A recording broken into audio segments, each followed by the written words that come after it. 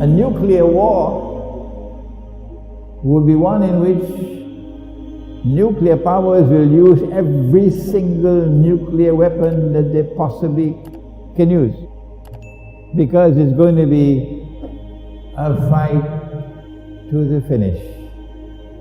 And so the world can now expect that if a nuclear war were to take place,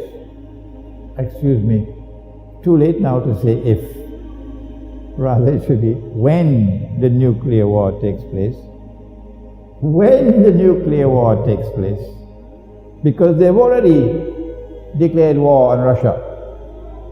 If you're living in France and Britain and in Western Europe, and if you don't know that your leaders have declared war on Russia, and the nuclear war is now inevitable, and when that nuclear war takes place, that thousands of nuclear weapons will explode. If you don't know that, then you are living in dreamland. And if you hope to survive in Western Europe, you're also living in dreamland. That's the price you pay for having Zionist rulers ruling over you. That's the price. I hope you're listening to me in Europe, and I hope you're listening to me in the United States and Canada. That is the price that you will pay for having those ruling over you, who are ruling on behalf of the Zionists, who are Zionists, because they have declared war on Russia. And the nuclear war is now inevitable. When it does take place, then I want to suggest to you tonight that the mushroom clouds which come from nuclear explosions, which will probably blot out sunlight, so that there will be no sunlight in the world. I want to suggest to you tonight, for you to think about it, that when the Prophet ﷺ spoke about smoke, dukhan, is one of the signs of the last day, that he was referring to the mushroom clouds which will come from nuclear war, the malhama. The question now, how much more time do we have?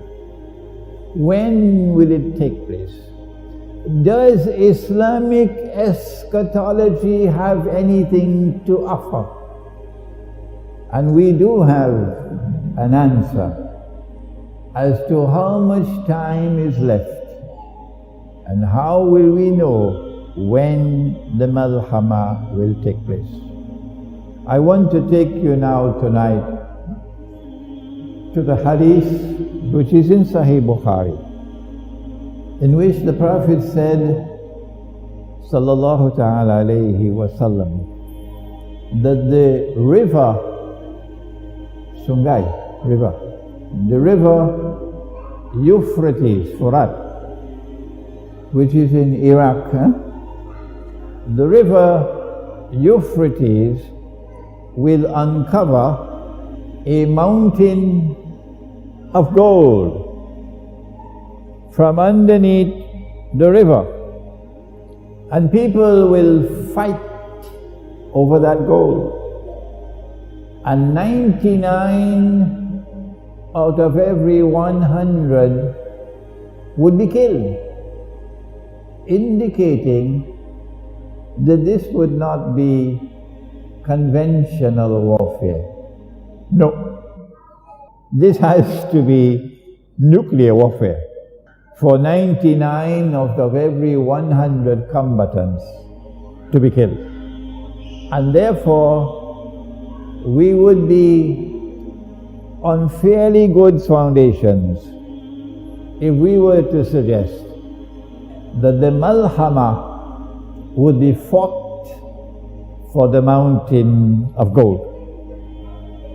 Those who will fight for the mountain of gold will all be saying, I will be the one who will survive.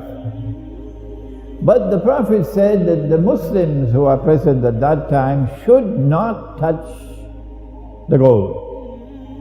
So if we obey the Prophet ﷺ, the implication would be Muslims would not be involved in fighting, in the malhama. The malhama will involve others. So maybe that's good news for Malaysia and Indonesia.